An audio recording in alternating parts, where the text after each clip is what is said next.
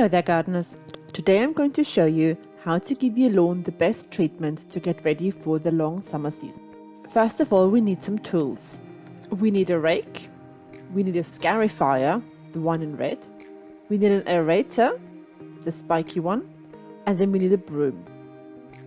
Aerators and scarifiers are optional. If you don't have them, don't worry at all.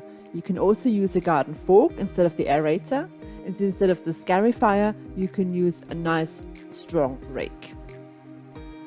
We also need a fair amount of soil. You can either use compost, you can use homemade compost, or you can use sand. First things first, let's use the little hand tool to dig out any weeds. Try to get as many weeds out by the root as you can. Some people love their dandelions in the lawn, I don't, so I'm sorry, but mine have to come out. Getting your weeds out early in the season is very important. It means the plant can't flower, and where there's no flower, there can't be any seeds. The next step is to use the scarifier, or rake if you don't have one. Using the scarifier, you remove all the thatch that built up over the last year from the lawn. Thatch are old grass clippings and moss. Together they prevent air, light and rain reaching the base of the grass. Effectively, you're giving your lawn a really good hairbrushing. If you can, 4 directions would of course be best. But even if you do it between 2 and 3 directions, that would be wonderful. So you go from left to right, then you go from right to left, then you go at 90 degrees from top to bottom, and if you have the space, the time and the stamina, you can do it the 4th direction as well. Personally, I do my lawn bit by bit, because it is very hard work, but it's very good for the stomach muscles. Don't forget to clear away your thatch in between changing directions. Next, we use the aerator or the garden fork. Basically, by using this tool and your weight, you're punching a hole into your lawn. Not to worry, there won't be any holes remaining once we're finished. Making those holes will give the roots and the grass access to more water and air, which is vital for a healthy lawn. I leave about a foot of space in between plunging the aerator into the ground. As I mentioned before, of course you can use your garden fork too.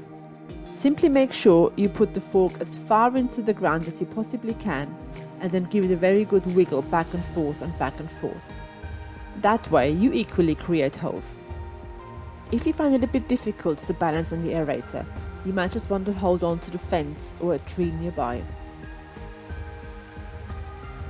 And this is what the aerator brings to the surface. In my case, very dense bits of clay. These are what the holes look like. They're approximately 2 inches deep. Next, sweep up what the aerator brought to the surface. Working on a recently mowed lawn is of course ideal. That way you see better what you're doing. These little pieces of soil are very good for the compost bin. On the other hand, I would not advise you to put the thatch in your compost bin at all. It is simply too dry and there's too much of it, and it will take far too long to compost.